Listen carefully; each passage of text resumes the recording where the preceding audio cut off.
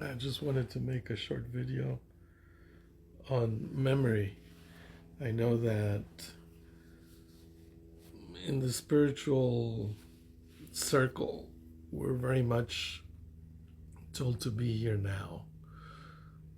And I understand how our mind can interfere with being present. So that makes sense to be present, to be here now, to be in the moment. But what I want to talk about is memory. I don't know if you all remember seeing the movie Total Recall with Schwarzenegger. It's about the subject whose memory has been wiped out, I think on purpose, from what I remember, and he regains it, and there are a lot of movies today about people having their memory removed. And actually, if you look at what's happening politically, you can see that actually that is also something that's going on. Is that like with the weapons of mass destruction uh, story that we had during the Bush regime before we went into war with Iraq? It was like this brainwashing, and there's a tremendous amount of um, censorship that's going on in social media. Not only is Facebook used to, according to Snowden, really get a read on where you're at and kind of read your mind, and companies use it to determine whether they'll hire you or not. Governments use it as well to see if you're a threat or not. But beyond that, that's the information that you're giving out, that they're gaining upon you. But beyond that, there's also the information that you're able to reap from them. And it's kind of like it was in the Soviet Union. If you read the Gulag Archipelago by Solzhenitsyn, where people had to read in between the lines to find out what was really going on. So there is an attempt by government to brainwash you, to limit the access of information that you have, and and I think that regaining your memory is particularly important. I know I am personally very um, self obsessed, for sure. I think we all are. But beyond that, the way that I grade people is on how they relate to me. It's like my experiences with people are very much what affects me. And being able to remember your experiences in life is really important, to have that be a guidance. Just in the same way they say that countries whose populations don't have memory are doomed to repeat their mistakes over and over.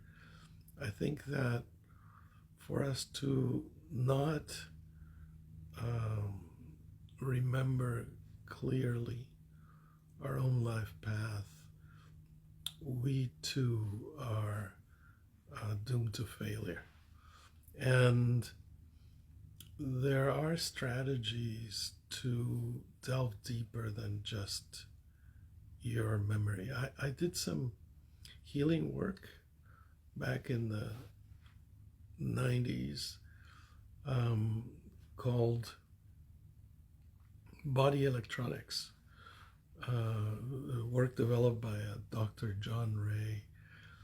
And in this work, we were able to access and help people heal trauma from not just their childhood memories or cellular memories, but also past life trauma, um, and trauma that run in the family, in their lineage.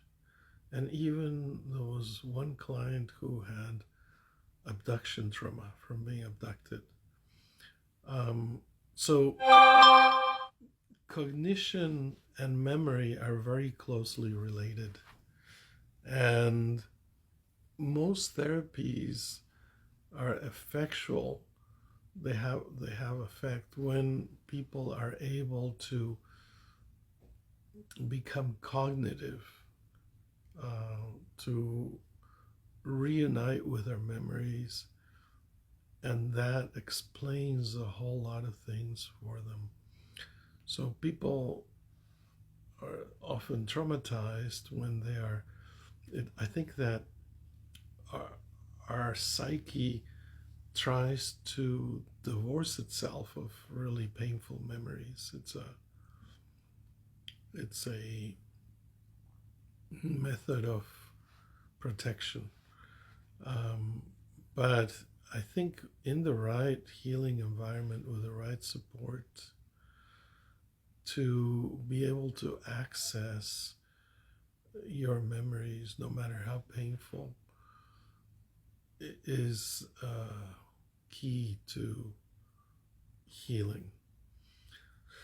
So I think that, I mean, when I got out of high school, I started really getting into reading Edgar Cayce, and he was talking about uh, Lemuria and Atlantis and things way in the past of humanity, um, and how there's really a struggle on the planet between the sons of Belial and the sons of the one God.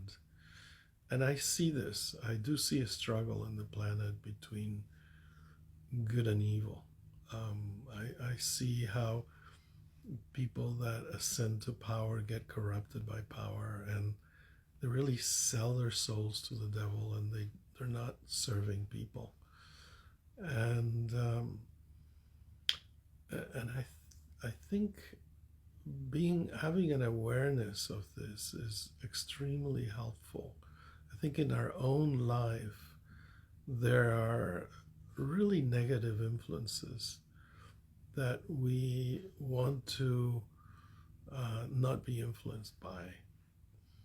And I think the secret to it is to know ourselves. Um, that's something that is, Plato said, know thyself. I think Christ said, know thyself. I know my teacher, Prem Rawat, has said, know thyself. I think it's key to know yourself. And our conception of ourself itself is erroneous. The self is not something that can be described or accessed by words. I think it's an experience that needs to be experienced. And for me, on a daily basis, I need to access myself and commune with myself and celebrate myself. I think that gives me a sense of direction and a sense of purpose. And I think all strength is to be derived from not just knowing the self, but practicing self knowledge. Personally, that's what I feel I incarnated in this life to experience. Um, and when you find yourself, it's amazing. You're able to cross that threshold of lies and mirrors and smoke mirrors that just waste your life energy. And to have that clarity is really paramount in life. I don't think it's something that should be postponed in this life. I don't think that we should really do anything but that. And I think from that place of clarity, we're able to simply be and realize the beauty of being the totality of who we are when we're present here on the planet. So I hope this is helpful to somebody. I know it is to me, and I wish you all the very best.